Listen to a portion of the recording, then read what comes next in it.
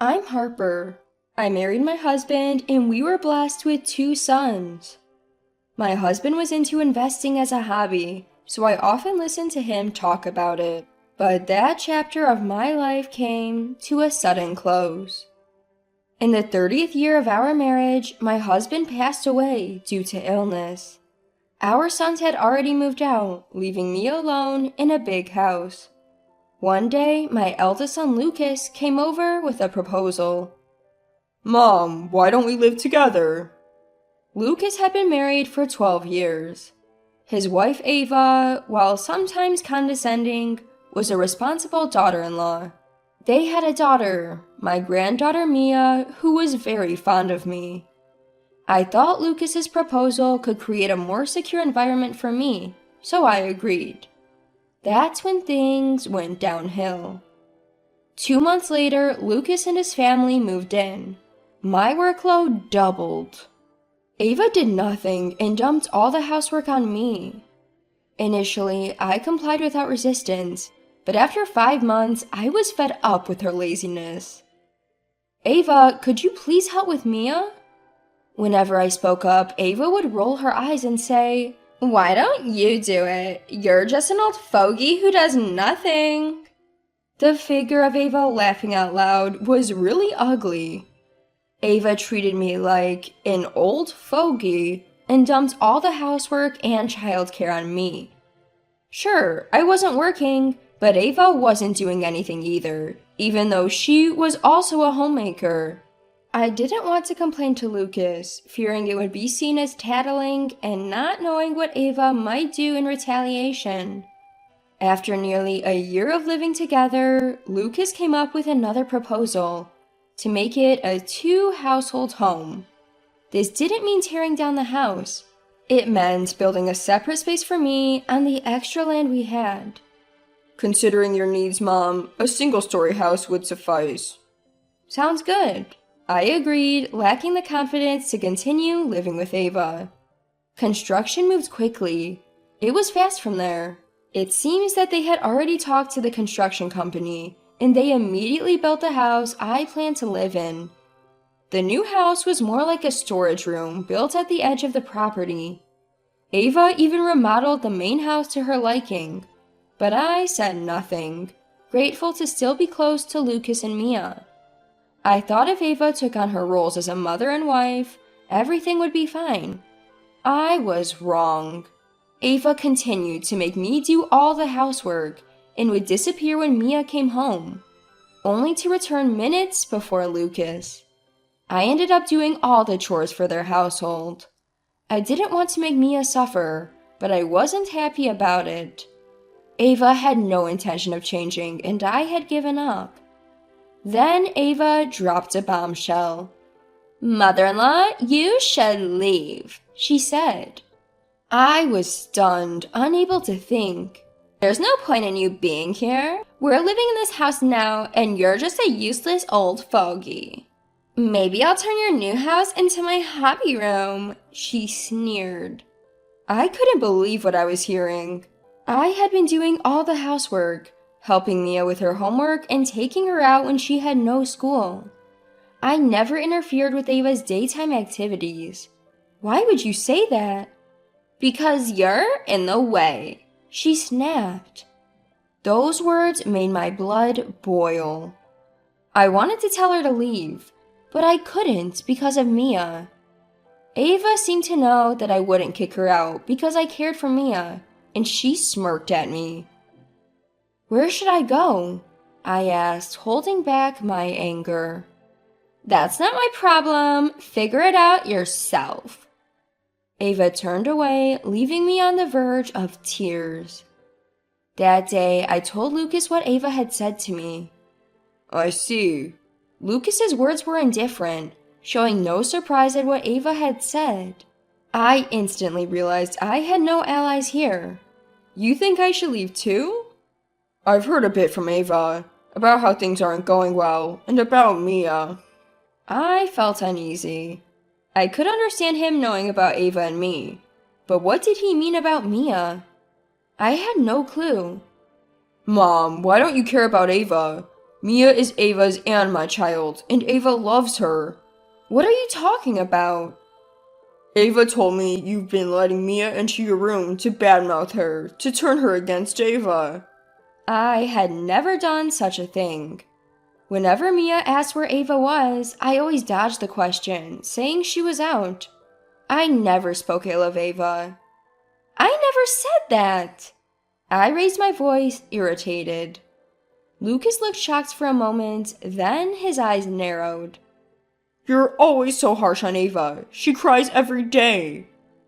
When I said I talked to you, she begged me not to, saying it was her fault. Lucas stood up abruptly and yelled at me.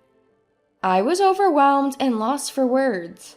I had never seen Lucas this angry, and I could see he was desperately trying to protect his family. Anything I said now would probably be futile. I decided to leave quietly. While I was looking for a new place, I got a call from my second son, Noah. Mom, if you're okay with it, why don't you come live with us? Isabella also wants you to come. I was taken aback. I remembered Lucas's offer to live together after my husband passed away. Noah's wife's name is Isabella. Isabella is considerate and always cheerful, a lovely person. I'm sure it won't turn out like it did with Ava, but there's no guarantee it will work out. I don't want to be a burden on you. Don't worry about it. Just as Noah said that, I heard a rustling noise and someone saying, "Give it to me." Mother-in-law, I've always wanted to live with you. Our apartment isn't big, but we have a spare room. Why don't you come try living with us? It was Isabella's cheerful voice. I felt relieved and decided to stay with Noah and his wife for a trial period. I planned to stay for about a week, packing only a few things. When I left the house, Isabella was waiting for me in her car. She waved and ran over as soon as she saw me. Isabella took my bags and we smoothly got into the car. 30 minutes later, we arrived at Noah and Isabella's home. As I entered, Noah greeted me at the door. We chatted about trivial things at first, but then Noah's expression turned serious, and Isabella's did too. I looked back and forth between them, confused. Mom, why did you suddenly say you're leaving the house? That's your home with Dad. I guess so. Maybe I shouldn't say this, but could it be about Ava? What? I was surprised to hear Ava's name from Isabella. I thought so. Isabella sighed deeply, as if confirming her suspicions. What do you mean? Isabella began to explain her past relationship with Ava. From the first time they met, Ava had been cold and distant. It escalated, and Ava even claimed that Isabella was treating her harshly and spreading rumors about her. I had my suspicions too, but I never thought Isabella would do such a thing, so I brushed it off. Hearing this, I felt I could be honest with them. I told them everything. Noah and Isabella listened quietly. Never interrupting, I felt like crying. When I finished, Isabella patted my back and whispered, "You've been through a lot." That was enough for me. I decided to live with Noah and Isabella. Are you done packing? While I was packing, Ava appeared smiling. Her face looked triumphant, and it irritated me. I'm leaving now. I packed my last bag, walked past Ava, and left the house. 3 months later, I received a call. The caller ID showed Ava. I hesitated but answered, since I was alone. Ava sounded frantic. At first, I couldn't understand, but she was saying they couldn't pay their loan. Their savings were gone, and Lucas might divorce her due to her spending habits. She begged me to talk to Lucas, saying it would upset Mia otherwise. I headed straight to my old home. Entering, I saw Lucas yelling and Ava crying. When Ava saw me, she ran toward me, almost collapsing. Mom? Lucas noticed me and looked shocked. Both of you calm down. Let's talk. I sat them down at the table. I've heard some of it from Ava. What's this about not being able to pay the loan on Lucas's salary? Well, we should have been able to. What do you mean? Your father left enough money to pay off this house. There shouldn't be any loan. Actually, we remodeled the interior when we built your house, and it cost about $100,000. We took out a loan for it. I knew that. I had told Lucas it was fine since I paid for my own single-story home.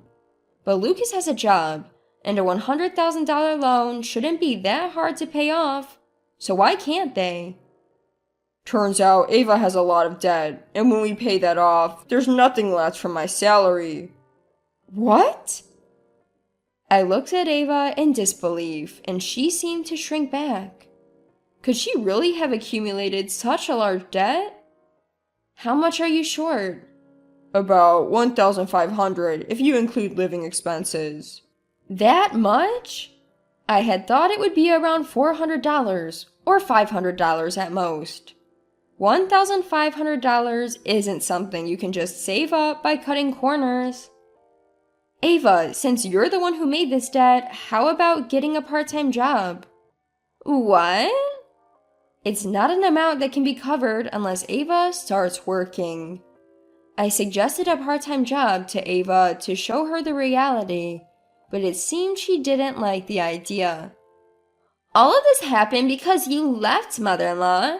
If you had continued to give us money for living expenses, we wouldn't be in this mess. I was baffled. Why should I, who moved out, have to financially support a self-sufficient couple with a child? I was so stunned, I couldn't find the words. What are you talking about? This is what you wanted, isn't it?